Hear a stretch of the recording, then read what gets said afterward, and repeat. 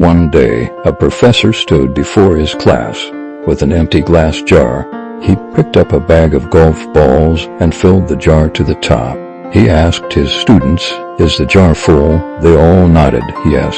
Then he took a handful of small pebbles and poured them into the jar, filling the gaps between the golf balls. Again, he asked, "Is the jar full now?" The students nodded again. Next, he poured in sand, filling every tiny space. Now they laughed, "Yes, now it's full." Finally, the professor took 2 cups of coffee and poured them into the jar, soaking into the sand.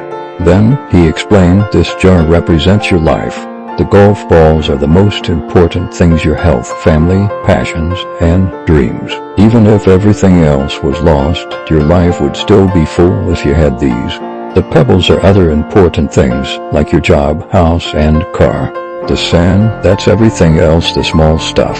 If you fill your jar with sand first, there's no room for pebbles or golf balls. The same goes for life. If you spend all your time on the small things, you'll never have room for what truly matters."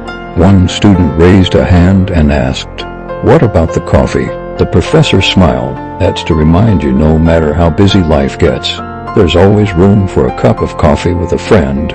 Prioritize what truly matters. Don't let the small stuff take up all your time. And always make time for the people who make life meaningful."